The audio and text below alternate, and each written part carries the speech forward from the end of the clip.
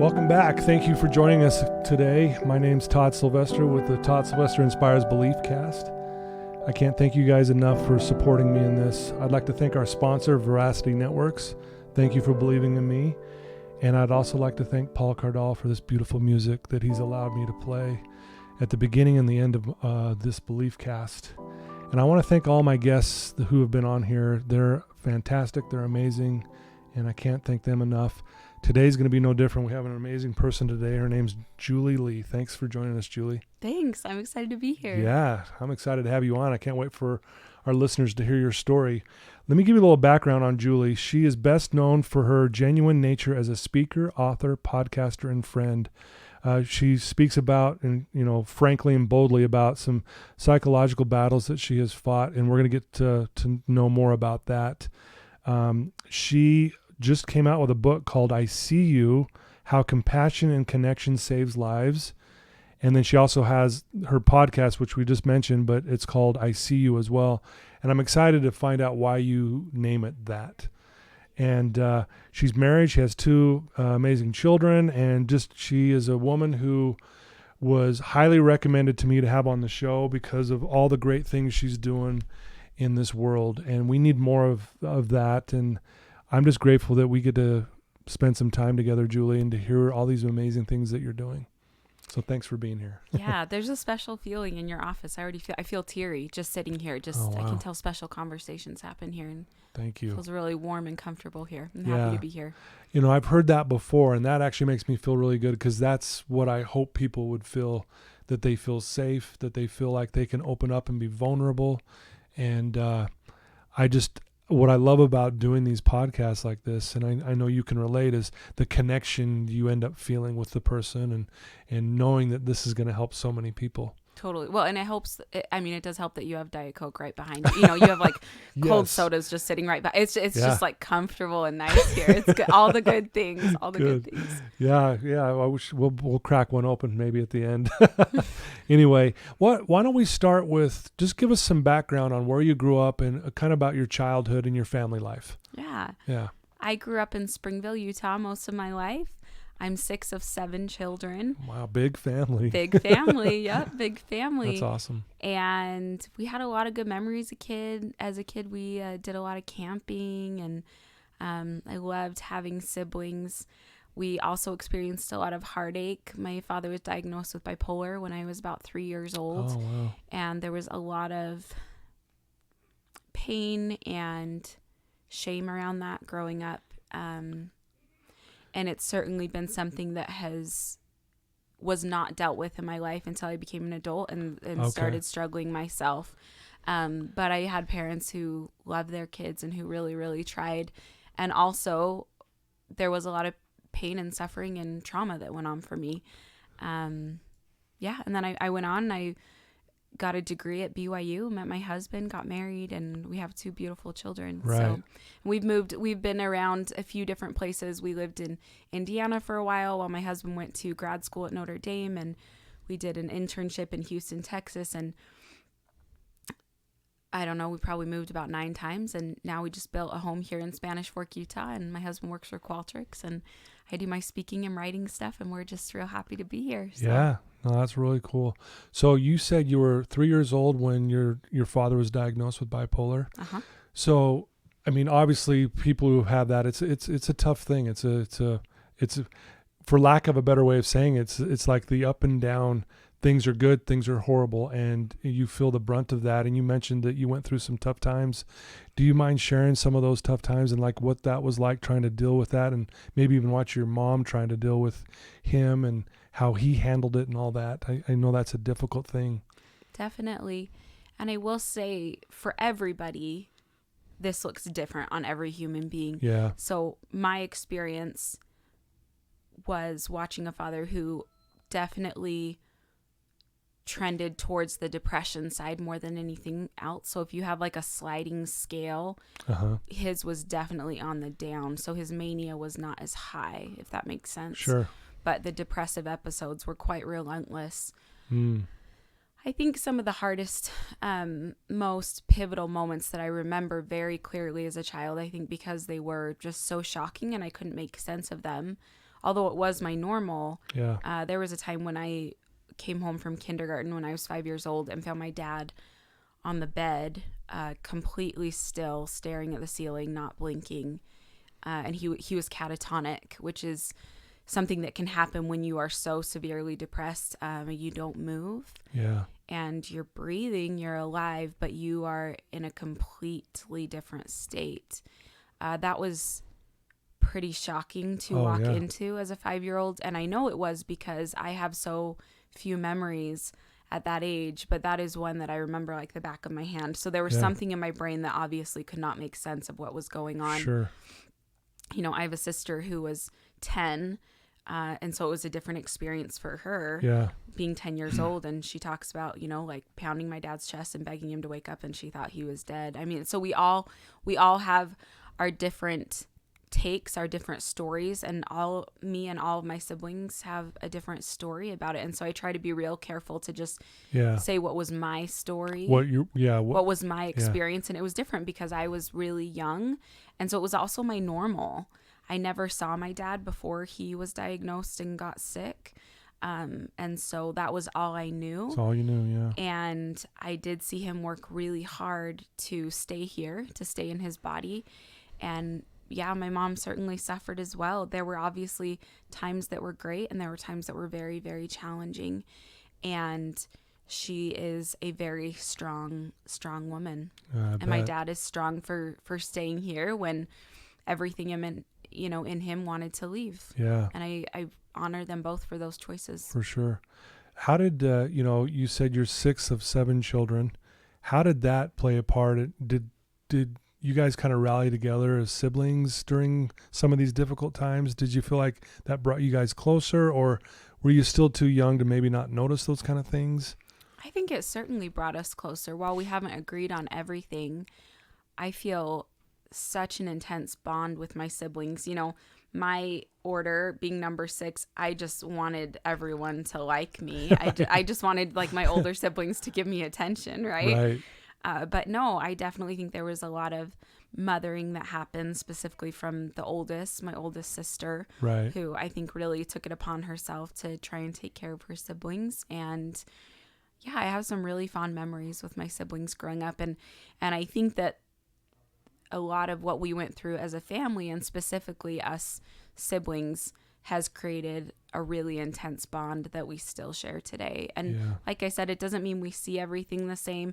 We don't even necessarily see certain memories the same. We have different perspectives on what meaning that holds in our lives. There's some of us that like to talk about it. There's some that don't really want to talk about it. But we all, we did that together, and that's created a bond that can't be broken. Yeah.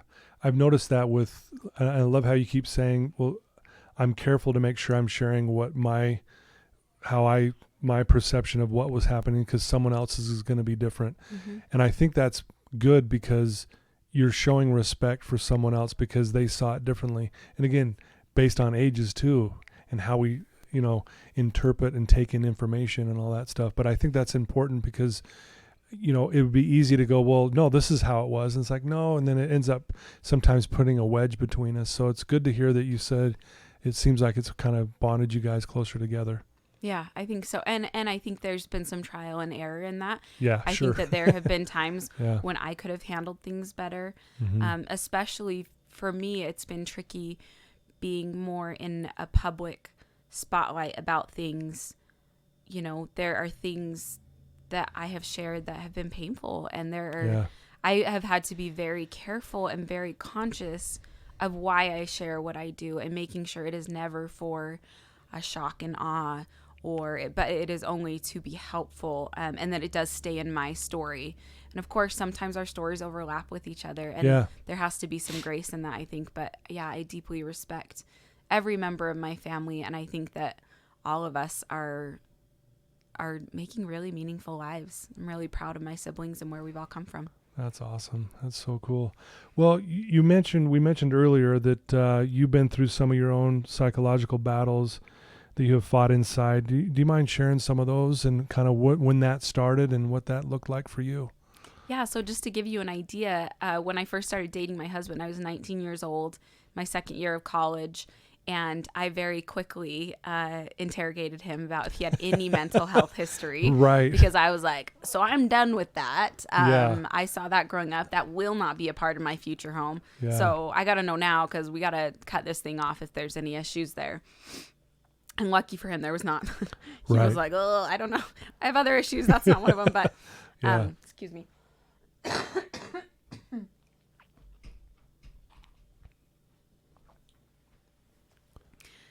So we got married. That wasn't the only qualification, but that was a good one. Right. No, it's, yeah, I hear you. We got married, and about a year and a half into our marriage, I was actually doing a student teaching experience in Houston, Texas through my school. And I was working with a really toxic mentor teacher. And I mean, you can probably, you can tell I'm a really extroverted, bubbly, happy person, sure, hard yeah. worker, Absolutely. very driven. And I was not used to having mentors and people like in that authority position not like me. My professors loved me. I'd worked at schools. Yeah. And in this student teaching experience, I felt like I could not get this woman to like me. I remember, and this was an inner city school. There were dead dogs in the street. It was a hard place. And I think that there were teachers there that it was a really easy to get hard in there. But this specific mentor teacher was just very challenging for me. And I worked and worked and worked myself into the ground. And in 5 weeks, I had my first panic attack. Okay. And I think you need the context of my childhood upbringing to understand what that meant for me. Right. Because I had exposure to that, and what I saw was very miserable and very scary and very hopeless. As hard as my dad tried, he was struggling at a time when we were not open about these kind of things as a society, as a culture. It was something that felt very secretive in my family, at least from my perspective. Right. And when this happened to me, I mean, I talk about how I interrogated my husband. Never in like my worst nightmare would I have imagined it would happen to me. Happen to you, yeah. And I think I've had siblings confirm that, where they look at all of us and they think, of all of us, you are the one that we would have least suspected to ever have any issues like that. Yeah. And I felt like my life was over. Really? Oh yeah. And we did this dance all through, I can say my 20s because I just turned 30 in May, but all through my 20s, on and off medication, in and out of therapy. I finally got into a really good childhood trauma therapist that helped, because it's like I'd start going to therapy over what happened at student teaching. And it was just like, there wasn't really anywhere to go with it. I was like, I don't really know, and it wasn't until I went into a therapist who happened to specialize in childhood trauma that she started picking up on things that I didn't want to talk about. Right. And she started really, I remember her specifically saying to me, I know how much you love your parents. Can we just talk about it? And after everything you say, please don't say, but I love my mom and dad so much. They're the best people in the world. Da, da, da. She's like, I got it. I know you do. Can you just tell me what happened? That's all. Right. And it was really scary to open up that pain. Yeah. And it took a lot of work, but even then it was like, okay, well, this is something I can get over though, because, they say she said my symptoms reminded her of like a PTSD like symptoms. Yeah. And so I was like, okay, well, that's something that people work through though. So surely, and so of course then I tried to get off medication again 3 summers ago. And this is after I had my 2 children, and I hit rock bottom hard. Really? And I am begging my husband to be institutionalized because the suicide ideations are just 24/7. And I'm looking at my 6-month-old baby and my 2-year-old son. And I tell you what, there's nothing to make you put on your big girl pants and say, I need help, than staring at your children playing on the ground, having these kind of destructive thoughts. Yeah. Because I knew as much as they felt like reality in my brain, staring at them, I knew I would never want them to feel that way. For sure. And that I would never call this truth, this thing that I'm feeling. Right. And so it was, that summer was the last time I tried to get off medication ever again. And I, after talking to a therapist that was very on the holistic side of things, and in general, if you don't have to take medication, that's always better for our bodies. Sure. Not to put medication if you don't need it. Yeah. But I remember her looking at me and saying, I have never seen someone do and do and do as much as you do. You're trying to eat right, you exercise, you do all these things. I'm very involved with my higher power, all of these things. Yeah. and not see the kind of progress we should be seeing. And she said, you are a specific case where I would say, I think you might need to think about permanent medication long term. Mm-hmm. And it's just crazy to me that I waited. It was so hard to accept for so long. And I'm so grateful I did. And now I'm so sad that that was such a hard thing to accept, because, oh my goodness, I'm so glad I take drugs now for it, right? Sure. I shouldn't say that to you. I know you're overcoming a drug addiction, right? I shouldn't be so flippant. No, you're But good. No, yeah, I totally get what you you're saying. understand what I'm saying there, though. Yeah. Where I just, oh man, I totally take an antidepressant every day, and I totally still go to therapy for maintenance, and I totally am still susceptible to anxiety and depression for the rest of my life. And the fact that I'm okay with that I love myself and can say that is the healing power that has come in my life over this last decade. That is the miracle. Yeah. That I'm here sitting that and saying it and actually feeling it and believing it. Right. Well, I've heard it said too before, like, you know, if you had something wrong with your kidneys and you needed to take medication, you wouldn't hesitate. Oh yeah, I'll take that. If that's going to help my kidneys and I don't lose my kidneys, it's like we'll easily do that. But when it comes to our mental health, a lot of times we're like, oh, whoa, because there's that stigma around it. And I think we all kind of feel that way at times, right? So that's really, you know, thanks for being so vulnerable about that and being open about that. Again, you even said it, we said it in your bio that you're not afraid to just be real and bold about what you're going through. So thank you for sharing that part about it, because I think a lot of people are like, oh man, I don't even dare tell anyone I'm taking medication, let alone, you know, I don't want to be doing this kind of thing. So yeah, I would just say that you're not asking for this advice, but I would offer for please. people that are feeling that. I just think there's other places you could be spending your mental energy than worrying about whether or not you take medication. Right. And I just think that's a happier, more rich, fulfilling life. That's not something you need to be stressed about, whether people know that you take meds. Yeah. No, that's great advice. I think that's wonderful. So how, I mean, this has been recent. It sounds like. How are things going for you now? I mean, you even said like this feels amazing, this and that, but talk about kind of maybe that transition to where you fully have accepted this. Oh, I love my life. I'm so proud of my life. It reminds me of the country song. How does it go? I don't have a great voice, but it's like, it's the life you can hang your hat on, or something like that. You know what I'm talking about? Uh-huh. I'm so proud of this rich life that I've worked so hard for. I am absolutely, like we said, I'm still susceptible to it, no question. Yeah. But I think the thing that medication and therapy has done for me is it's like when I wasn't taking medication, it's like I'm in a house and there's a trap door and I can fall through the trap door and it closes and there's no hope and I've never been happy. That's what my brain is telling me. Yeah. And I look around and I don't see any light anywhere. But when I'm on medication, when I fall, I hit the ground and it hurts. Sure. And I feel all those feelings of, I don't want to get out of bed today. I feel those things. But I can look around and see like, oh, there's light out the window. Yeah. Okay. Maybe tomorrow could be better. I have that perspective. Yeah. And so it doesn't Awesome. mean that I am not susceptible to bad days. And yeah, COVID has certainly done a mental trick on all of us in certain ways, I think. Yeah. But I just am able to progress and develop, and I love my life. I started my podcast a little over 2 years ago called ICU. Yeah. We're coming to a close on season 2 soon here with the 100th episode. Nice. And we just talk about how compassion and connection truly saves lives. It saved mine. And I watched it happen, you know, not from far away, but close up. Right. Very close up and personally, because that's what happened to me is people were willing to be with me when I was at rock bottom and to give me that hope. And yes, that saved my life multiple times. Yeah. And then I received a contract earlier this year with a publishing company to write this book, and it's a self-help leadership read, and it felt very meaningful, and it's a beautiful thing to be able to share my heart with people. I can't always I certainly don't have a therapy degree or any, you know, a life coach certificate training, none of that. But at the very least, I can say, here's this book, here's what I believe and what I've come to find through what I've been through, some really sucky years that I've had to work really hard towards, but I'm just so stinking happy with my life now. And I'm proud of that girl on the bathroom floor that was begging for healing from a higher power, that chose to get up and go play Candyland with her kids. And man, I'm proud of her. No, that's awesome. Thank you.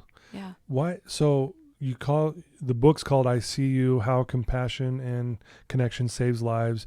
You call your podcast "I See You." What does that mean? What do you mean by "I see you"? Why did you call it that?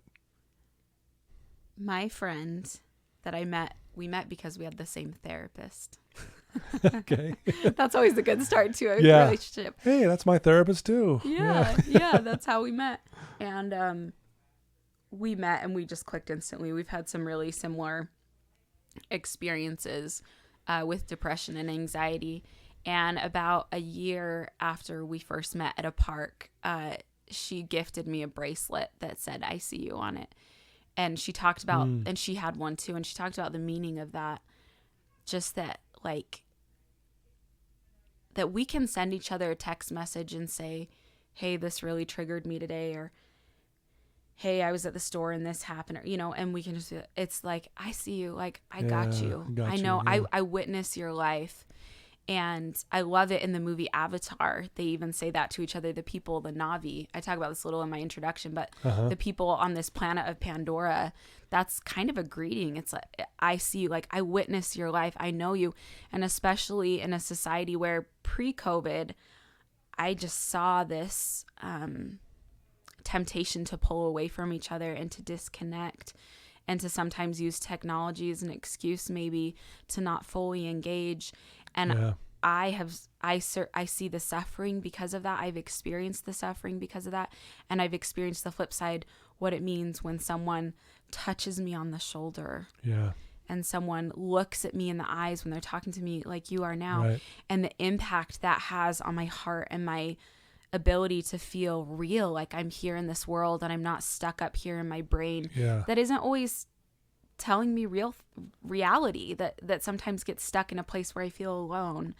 And that's what depression is it's a very demanding mistress, and it wants you alone where it's dark and Right. you're not hearing other people's opinions or advice. You just are alone with those thoughts. But when we open up and we let people see us and we're open about our struggles and our joys, Right. then all of a sudden we start to get more of a realistic perspective when instead of just keeping it all in our head. Yeah. And so with the book, there also is a bracelet that's come out that says "I see you" on it, and it's for men and women. And yeah, you have it on right now. It's beautiful. Right now. Yeah, it's beautiful. It's pretty funky, huh? Yeah, It's I like cool. it. My husband has one too. He hasn't always been like a man that wears bracelets or whatever, but I appreciate he puts it on and I'm like, you see me. I see what you're doing over there, buddy. Yeah. But I hope that it can be a symbol of like, I'm a safe place. Like I'm a safe person who loves you no matter what, and I'm someone you can talk to. Yeah, I love that. You call it, how compassion and connection saves lives. When we're depressed, typically we isolate and then we think no one understands. So I get what you're saying there. Like, talk about why is connection so powerful in this? Whether it's with a higher power, whether it's with a friend, whether it's with a therapist, or why is that connection so critical in this? Once again, I just come back to, I have learned through experience that you can make yourself believe anything. Mm-hmm. You can make yourself believe that the earth is flat, that pigs fly. Like, believe something long enough and it feels like fact. Yeah. Hate yourself for long enough and it feels like it's true. Yeah. But connection is getting us out of that. Connection is getting us social. We're really social creatures, right? Brene Brown, who I'm sure you know, and she also, I should have another book that says Brene Brown also saves lives. Yeah, right. She really impactful for me, especially the book, The Gifts of Imperfection. That was really good for me. She says we're hardwired for connection, and we're meant to be. We're not supposed to do this alone. I had a therapist use this analogy with me, and it was really helpful once. She said, how did people do it in the olden days? How did they get through plagues and wars and bury their husbands together? You think about World War II, you think about how in the world did they get through that? She said they got through it because they were all doing it. They did it together. They did it together. They did it together. They were burying sons and husbands, and they were doing all of this together. It was this unifying thing. And she said, but what's happening now is we are suffering from isolation.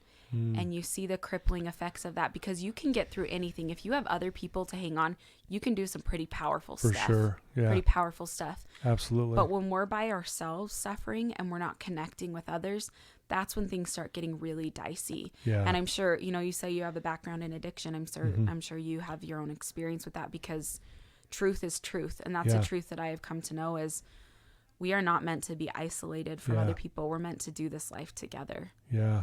I'll say this a lot to my clients, that connection's the opposite of addiction, because it truly is. And I agree. We're hardwired to be connected with someone, and it sure does feel good when we know that, oh, kind of like what you're saying, I see you, I get you, I got your back. That feels amazing, even though you're struggling. Mm-hmm. It's like that, almost like a little bit of relief, like this person understands me, I'm not alone.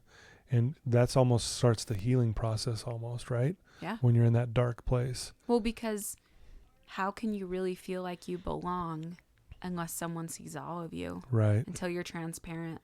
Yeah. We all have these demons inside of, what if they knew that, what if they knew I struggled with pornography? What if they knew that I hate looking at myself in the mirror? What if they knew I wasn't so confident? What if my boss knew this? Yeah. But when we can be transparent with somebody, yeah, and accept their love, all of a sudden those voices don't really have a lot of power, because you're proving it wrong. You're saying, oh, that wasn't reality, actually. Right. Yeah. That wasn't reality. And there will always be people, I'm sure, you've had that experience. There'll always be people that they don't want to be a part of that story, and that's their choice. But I think it won't take too long before you find someone who does. Right.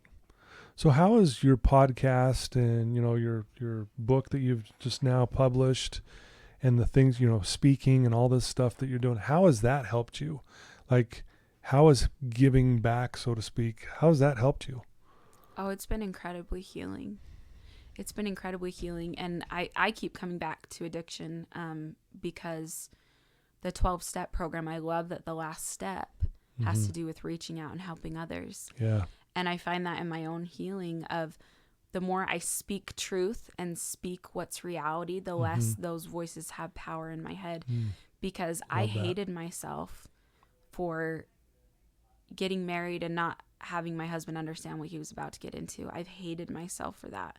Yeah. That I was the one interrogating him when he was going to have to be the one with me. Yeah. Saying, maybe it's time to call a suicide hotline. Maybe, like, no one wants that for their spouse, to put them in that position, to put them, fill them with that kind of fear. Right. And oh my gosh, I totally just forgot the question. What was the question? Well, just now I forgot what I asked.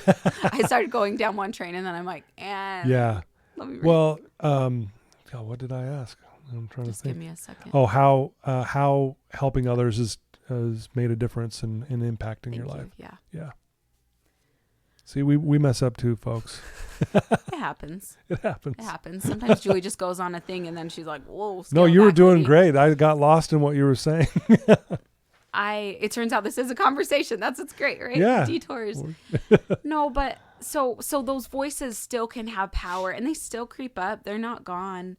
But the more I reach out and speak the truth that I've found, the more those are the kind of voices that's how I talk to myself in my head. Yeah. And the great news is, when you develop that kind of self-compassion and love for yourself, you have this greater capacity to do that for other people, to practice what you preach. Sure. So I'm better at seeing people now because I chose to do that for myself when everything in me hated myself, didn't want to be here, didn't want to do this thing anymore, and certainly didn't want to hurt my loved ones in the way that I felt like maybe I was hurt growing up. And I'm so grateful I made those choices. Once again, I'm so proud of that girl that peeled herself off the floor and did one thing 1 second at a time. Yeah. We were both talking about Simon Sinek before we got on air here, and I've heard him say this several times, where if you master the first 11 steps of AA, you'll drink again. If you master step 12, you'll never touch another drop. And that's really what you're doing, is you are just have dedicated your life to making a difference. And that's really why I wanted you on here, because of all this amazing stuff that you're doing. You're speaking, you've written a book, you do this podcast, you're reaching people who need to hear this message. And I know in my own recovery, if I wasn't helping others, man, I never would have changed my life. Because again, what better way to connect? when you're helping someone, right? Yeah. Because we need the connection. Yep. And you're speaking that truth. You're speaking what you know is true. Right. So those voices are kind of getting quieter and quieter in Yeah. your head because you're like, oh, but that's not reality actually, because Yeah. I'm living it. I'm living reality. Yeah. And I'm watching other people heal in the way I've been healed. Like it just is. Truth just is. Truth isn't emotional. It's not loaded. It just is. Yeah. And I want to exactly. live in truth. I love that. That's beautiful. So, you're doing all these great things. You're out there but what do you do? What does your day look like to kind of keep you centered? What are the things you do behind the scenes that no one knows about but you, that keeps you where you need to be, keeps you grounded? I know you're helping others. That's a part of it, but what are you doing? What does your day look like? Yeah. Well, that's interesting. That has been a journey because, I was so hyper focused on not wanting my own mental health struggles to affect my family at all. Right. So I definitely have struggled with having a perfectionist attitude about I get up at 5:30 every morning, I go to the gym for an hour, and then I come home and I read scriptures and religious material, Right. and I pray and meditate and those things. Like I had myself so structured that way. The hard thing about having the amount of structure that I've had is it's hard to keep up with that 24/7 because there are nights when the right thing feels like, to eat junk food with my husband and stay up watching a show. And that's what I need. And that feels right. That's what our marriage needs. Right. And so I am learning to be more flexible and to trust myself to know what I need. Right. Because today I didn't get up and I didn't work out because I stayed up till 1 a.m. last night talking to a friend, and I really needed that. Yeah. And I'm learning to tell those voices in my head that, oh, Julie, you didn't work out this morning. You're going to get depressed again. You're going to end up in the hole, and it's your fault. You have the responsibility to not let this affect your family.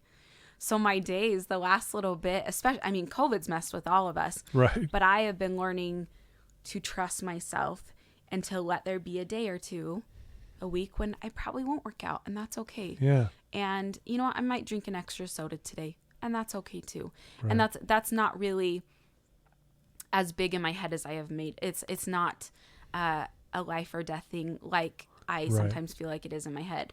So but it is a balance, because I tell you what, last week I am so involved with my kids. I'm a really good mom. I'm really present with my children, I feel like. Yeah. But it's easy for that self-care to start slipping. And last week, I had a couple days like that in a row where I'm just like, I'm on the floor with my kids. We just got a new dog. So we're like, getting him introduced, and I'm playing with the kids and the dog and trying to help them, be alpha over him and show him who's boss. We're doing all these things that are good. Yeah. But I haven't exercised in 4 days, and I'm eating brownies for all my meals. And all of a sudden I'm starting, and I'm tired because I stayed up too late. And all of a sudden I'm feeling myself start to kind of spiral. Mm-hmm.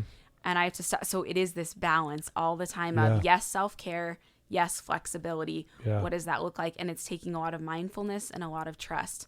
So on an average day, I find time to move my body, and I find time to be quiet and calm and to read and to meditate and to pray. And most days I shower and I get ready for the day because it makes me feel good. There are days when I don't, and that feels really good too. Sure. But I love the analogy. I had a professor and a mentor. His name is Brad Wilcox. And I love the analogy he gave me where he talked about, this was my background. My degree is in elementary education. He was a 6th grade elementary teacher long before he has a much more in the spotlight life now as a writer and speaker. Yeah. But I remember him giving us the advice. He said, I have all these different responsibilities, and he would name them off. He was a religious leader. He was a professor, grandfather, dad. He's written a children's book. He's also written a lot of adult books. Yeah. And he talked about how every single day I have all these balls that I'm juggling in the air. And I feel like every day I pray to know which ones can drop that day, because I can never keep them all in the air. Can't do them all, right. And I love that because, and I remember talking to a therapist about that, and she's like, and I also love taking the analogy a little further of which balls are made of rubber today and which ones are made of glass. Like maybe today my marriage is made of glass. Like we're hurting. We need some time together. So that's one that I'm not going to let drop today. Right. But maybe my podcast and, these things, maybe I can reschedule that interview. And I know that ball is going to bounce up. We're going to be all right. We can work on it tomorrow. We're good. For sure. I really appreciate that analogy and guide that's been in my life as I try to balance being a super present, awesome mom who, of course, makes mistakes, but I sure love my kids a lot, and I try to be there for them, Yeah. as well as my husband, my relationship with him. I also feel a great mission and drive to do what I'm doing, to develop myself, to help other people. Yeah. It's more complicated life than if I were to choose one or the other, but I won't choose. I want both. I want it all. I want to be that kind of influence both in my home and outside of my home. And so I got to go with the juggling balls analogy every day. Yeah. And make those choices and be at peace with that. And for sure. that's okay. Yeah. Well, you are a hard worker, right? Has that, I mean, you mentioned that even earlier, that sometimes that gets in the way too, because you're like, okay, I'm going to do this, I'm going to do this. Yep. And I think a lot of times that kind of like that all or nothing mentality. Yep. Like, I've got to work hard today and then I'll be okay. Versus when you said, I'll meditate, I'll sit in the silence, I'll read scriptures, whatever, pray, all that stuff, to help you just kind of go, you know what, I'm okay. I don't need to work out to be okay all the time.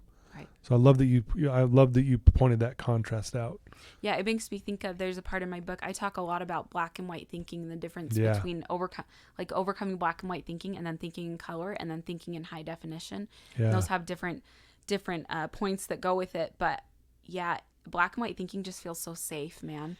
Yeah. It does. It feels safe to sure. just say, Yeah. I do X, Y, and Z, and I get this result, and this is how this works. And if other people do X, they get this result. But life is complex, and it's beautiful, and it's rich. Yeah. And man, I love thinking in color and in high definition, and just seeing the complicatedness in life and being at peace with it, being able to hold more than one emotion at once. Yeah. Yes, I need to exercise. That really helps me feel mentally well. And yes, I need to spend this time with my husband. And so what do I do with that? Can I exercise tomorrow morning instead? Can I hold both? Does it have to be I either do this or I do, I'm either an awesome mom or I'm an awesome speaker and writer? Or is there a way to do both, to find a way to be creative? Right. And I think there most definitely is. I love that. That's beautiful. I'm going to pose a question to you, and I pose this to a lot of my every client actually at some point, but I'm curious on how you'll answer this. All the adversity you've been through, right? You've been through a lot, from what you dealt with, with your struggles with your dad and things like that. And obviously what you've shared with us so far. I always say this: adversity is the wake-up call to your greatness. What do you think of that statement? I love it. It reminds me of the statement that I often say, which is, what makes you different makes you powerful. I wrote a children's book a while back, and that's not important, but in it, it's a fractured fairy tale about a princess who, she has broccoli for hair, and she just hates it so bad. She has to sleep in the refrigerator once a week to keep it from wilting.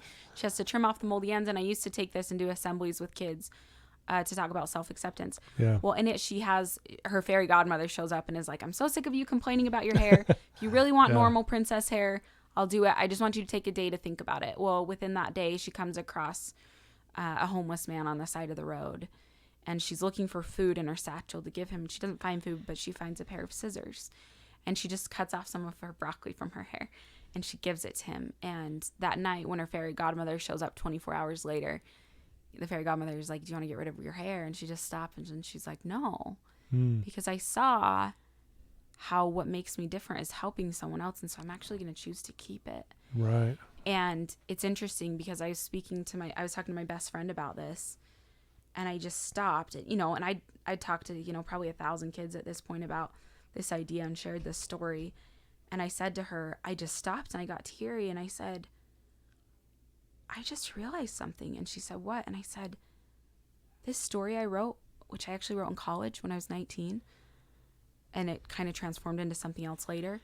I wrote it for a children's literature assignment. Yeah. I wrote it because I made up this story on my first date with my husband. We said, tell me a story, and I made up this crazy story. And then I was like, well, that went over well, so I guess I'll submit it for my children's lit assignment. And then, my 26th birthday, whatever, he gets to illustrate it. It's the weirdest story how this story came about. And it was long before I struggled with depression and anxiety. But I just stopped, and I'm like, this isn't a story about a princess with broccoli for hair. Like, this is my story. Yeah. This is my story of hating myself for this thing about myself I could not get control of, I felt like. Yeah. But look what has happened in my life and give me the capacity to see other people, which is the greatest honor I could ever have, is to be a safe place for someone else that's on the bathroom floor. If I could be that glimmer of hope for them, like, for sure. I don't know that I would trade that for anything.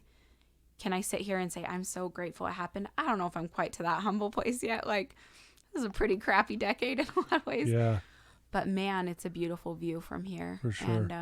And when I started putting that into action in my own life, what makes you different, makes you powerful. Yeah. Holy cow, did miracles start unfolding when I started, okay, I'm not going to be healed in the way I wanted to. Right. But the healing that I've had in going from hating myself for this and loving myself and feeling so much light surround this trial I've had, that's a miracle. Yeah. That's as miraculous as anything else. Yeah. I love it. Very, very great way to answer that question. And because I do believe when I sit there and listen to your story from the time you were 3, when things started to, go the way they went, look at what you're doing now, all this amazing stuff and being an impact and a light to other people. None of that would be possible had you not gone through all of that. Mm-mm. So I really do believe, along with what you said, it's the wake-up call to the greatness that's within us.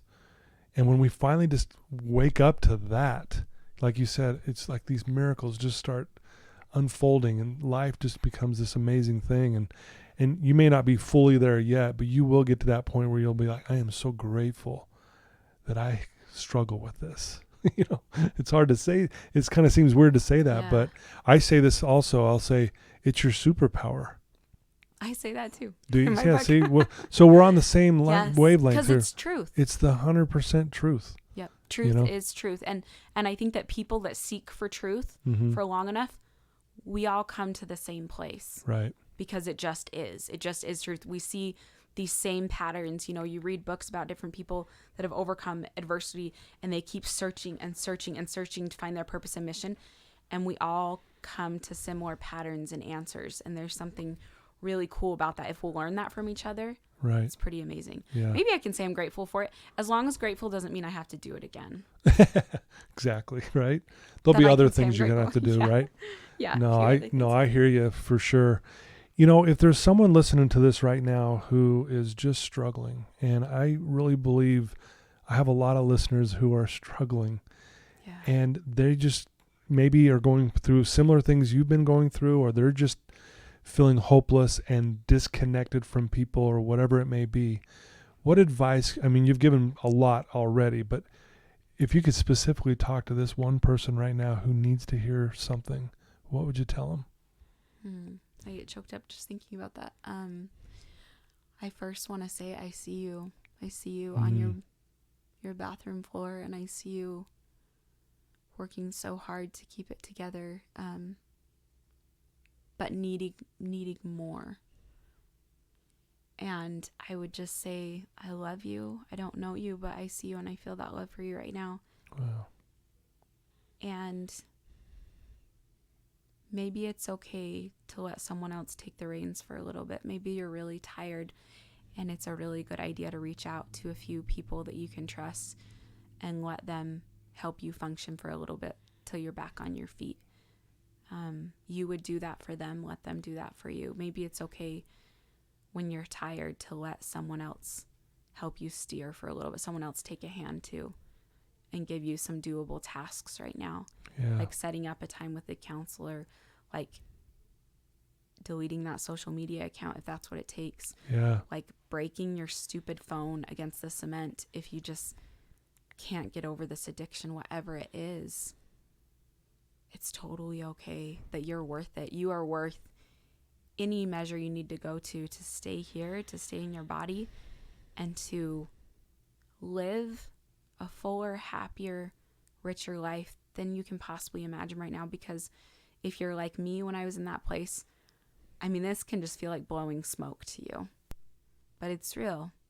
Yeah. I would never claim to say I know exactly what you're going through, but I will say that I have known deep suffering, and I will not back away from that, and I will not let anyone tell me that I haven't.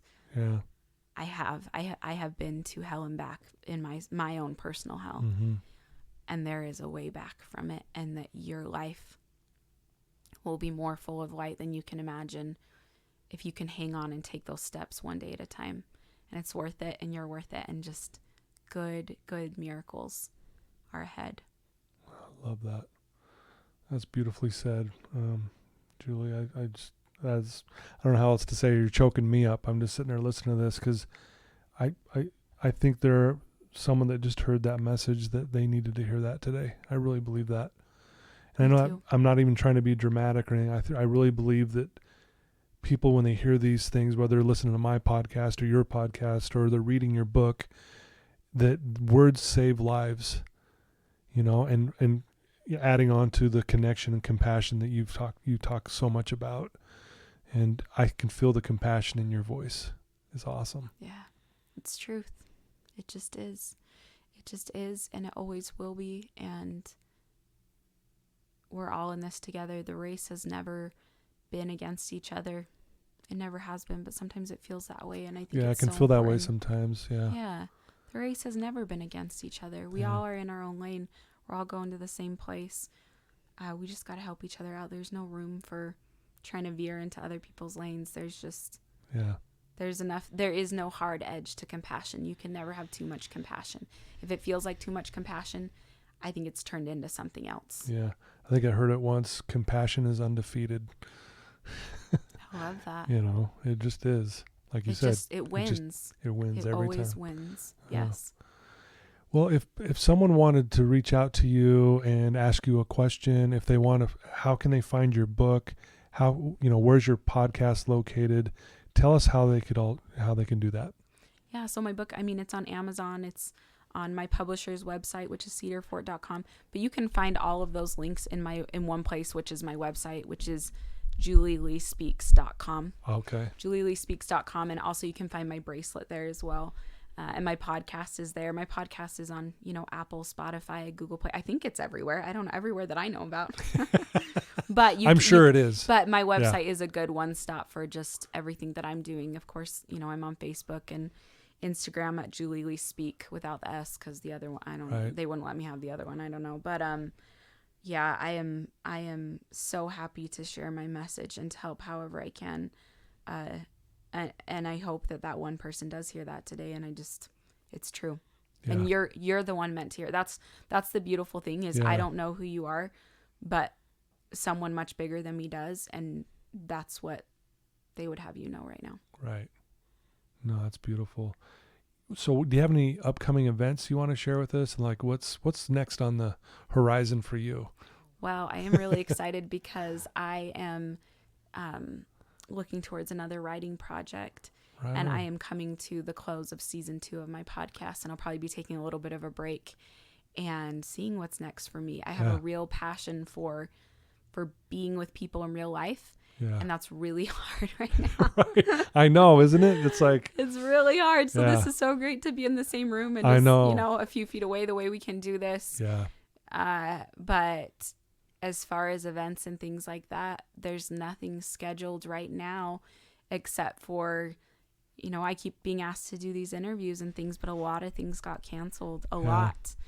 Yeah. But that's the next step. That's the next project is, despite COVID, how do we creatively see people? And that's why I am so grateful for the book and the bracelet and the podcast, these things that are there that I can at least extend to others, except I got to keep giving it away for free. I'm just never going to make money in life is the problem because I think that I had help writing this book and I think everybody should read it. Maybe every author feels that way, but I just I just see people. I'm like, wear the bracelet, read the book. It's okay. Yeah. I'll just put it in the hole of my business account where I never make anything. It's fine. But we were talking off air about Paul Cardall and just how he's just a cool dude. He is a cool dude. You're just a cool dude. Thanks. And I think that's what it comes down to. You're doing this for the right reasons. Yeah. And the more, if it means giving away a bunch of stuff because it's going to get the message to more people, that's where your heart is. And I love that. That's so inspiring, actually.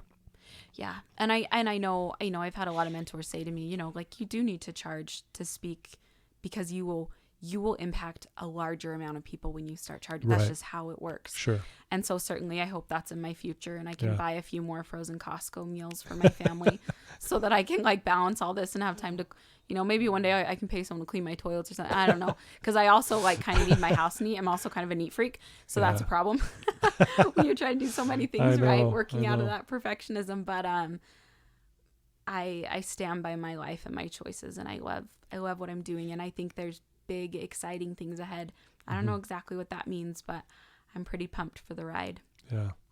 Well, you're the perfect example of this, is that if you don't own your story, it owns you. You definitely own your story. Yeah. And you said that the whole time through this, and I love that about you. You're real, you're authentic, and inspiring. Thank you. Yeah. Yeah, I'm bad at a lot of things, but there's a few things in here. I'm pretty real. Oh, you are, and I love that Thank about you. you. Well, so it's julieleespeaks.com. Mm-hmm. It's a one-stop shop. You can go get everything from there. You can find out with her book, her podcast. Yep. And so I thank you so much for taking some time out of your busy schedule to come sit with me, and it really is my honor to have you on today. It really is. Thank you for letting me in this beautiful, miraculous room that just feels so good. Thanks for letting me be here. Thank you. Well, there you go, listeners. Thank you so much for joining us today. Julie Lee's an amazing person. You're amazing. And I want to thank you for always tuning in. Please share this with someone you know that might be struggling. If you're struggling, please reach out to Julie. As you can tell, she's an open book, and she'll answer any of your questions, and she will help you and guide you any way that she can, that's possible for her. But I love you guys. And again, thanks to my sponsor and Veracity Networks, and also Paul Cardall. Thank you for the music, and thank you guys. And until next time, thanks again, Julie.